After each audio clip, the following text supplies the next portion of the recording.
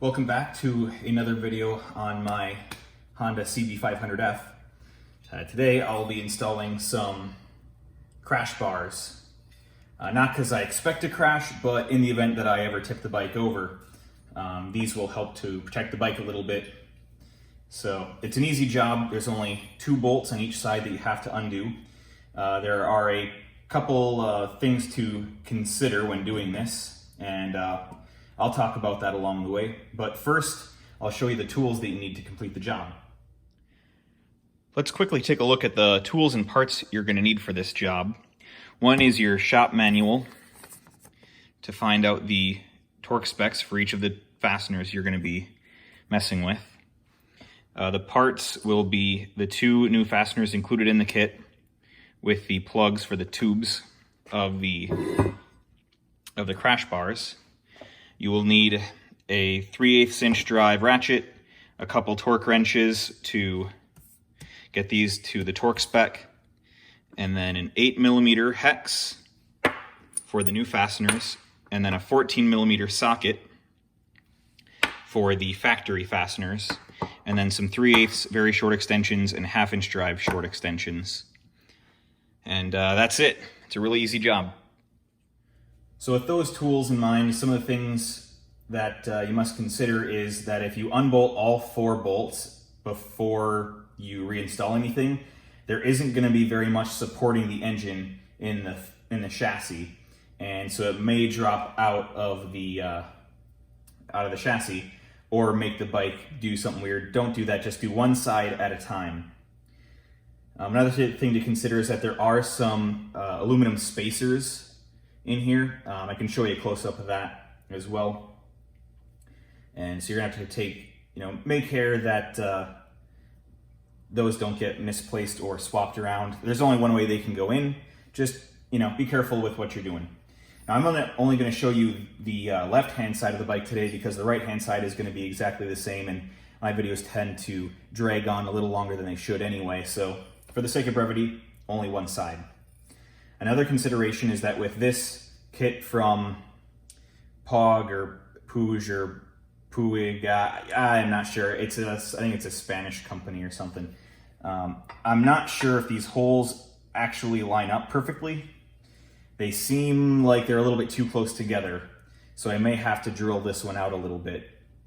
But I'll see once I get this thing bolted up.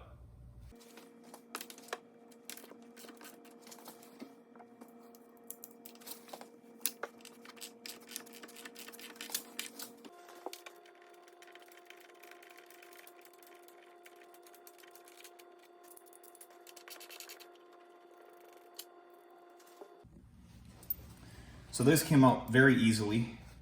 This lower one from down here is the fastener that I'll be replacing with the new one from the kit.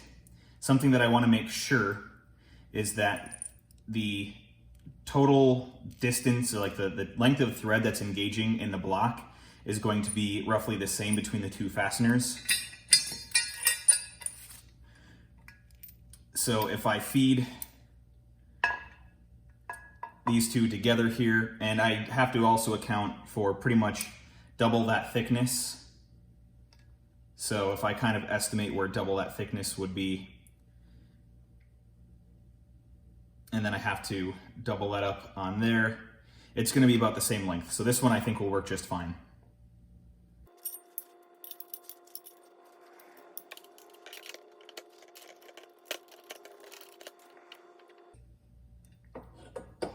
By the looks of it, it will line up.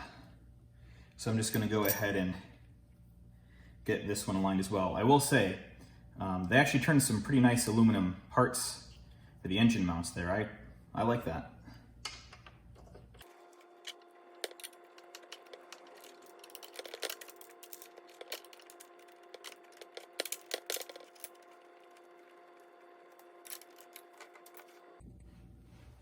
So after about a minute of looking at this off camera, it will technically fit, but it doesn't, it needs a little bit more space. So I'm going to bite the bullet and void my warranty as if it wasn't already void once it was shipped, and drill out this upper this upper hole, just to give it a little more room, because the way that it's set up right now, the fasteners are kind of binding between the crash guard, the flat piece of frame that, or I think it might even be, it's part of the upper frame, and then the block. It's just the holes aren't lining up quite right. The bottom one is okay, or at least it's better than this one up here. So I'm gonna go and do that off camera, and I'll be right back. Here's the end result. I know it doesn't look much different other than the paint color change. I used some high temp flat black that's meant for engines and exhaust manifolds. This doesn't need to be a high temp paint, but I figured it's stuff I already have, and it's in a relatively hot environment anyway, so why not use it up? So let's do a take 2 here on a test fit.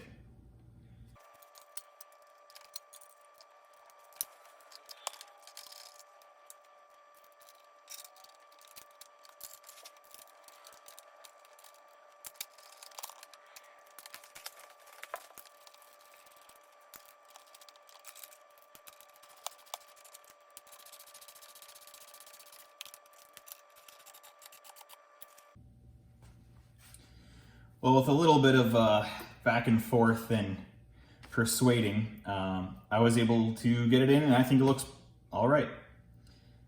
It's a snug fit because, again, these holes aren't perfect, and I only opened this up by, I don't know, a couple 64ths of an inch. I just took whatever the drill bit size that fit in there. I went up like 3 or 4 64ths. You can convert that to metric and a better fraction. I didn't look at the drill bit because it doesn't really matter what size it is. It just needed to be a little bit bigger. And so I think that's a good test fit. I will now unbolt it, put on the thread locker, bolt it back up, and get it to torque. So I'll cut here and come back when it's time to do the torque up. All right, I took them out, put blue Loctite on them, and have them snugged back up. Just be very careful because these are very fine threads going into aluminum, and not just aluminum, it's going into the block of the engine. So you must be very, very careful not to cross thread these, otherwise you're gonna have a really bad time. So the torque spec on the lower one is 45 Newton meters. The torque spec on the upper one is 60 Newton meters. This presents a problem for me because this lower one at 45 Newton meters is outside the upper range of my smaller torque wrench, but it's also below the bottom range of my big torque wrench. So I'm not sure how I'm gonna get that one back. I might just set my bigger torque wrench below its indicated lowest range and go with that. Or I might just snug it up at go to the top end of this one and then snug it up just a little bit more, because this one maxes out at just below 30 Newton meters. So I'll do the upper one first, since that's gonna be the easier one.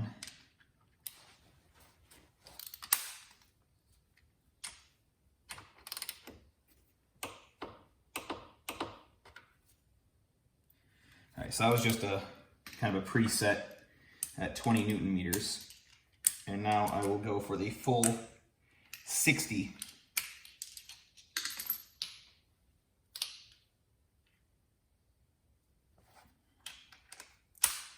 $60 seems like a lot. I don't feel super comfortable doing it, but that's what the book says, so.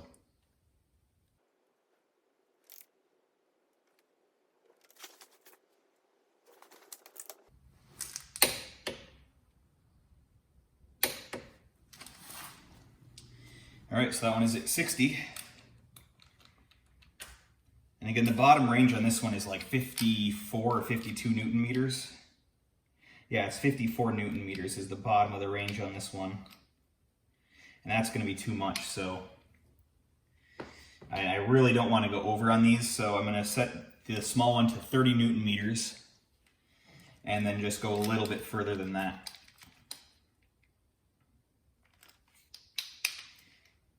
The other downside here is that these torque wrenches, or actually really any click style torque wrench, is not very accurate at the top and the bottom of its range. It's most accurate in the middle. And I guess the same can be said for electronic ones too. So that's why you should always try to have a torque wrench that works really well in the middle of its range for the work that you do.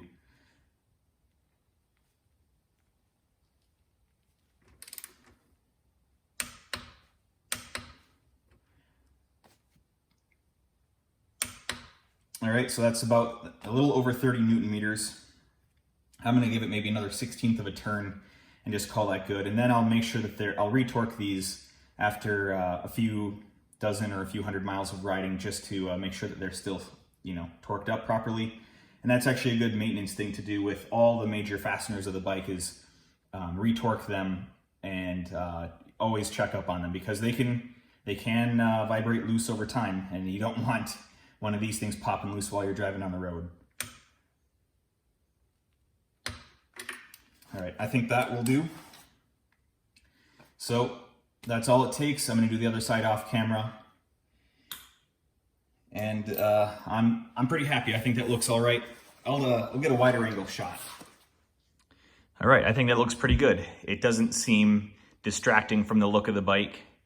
It's not like some frame sliders that I've seen before just stick out really awkwardly from the frame of the bike, and it looks very out of place. I think these match the color and the tone and the style of the bike very well. And finishing touch, don't want to forget, is the plug.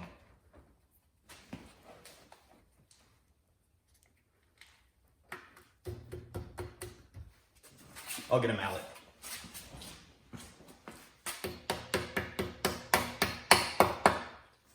Perfect. So I hope you enjoyed this little modification to my CB500. If you did enjoy it, go ahead and check out some of my other videos on this subject, or a couple of the other subjects that I cover on this channel. And with that, see you next time.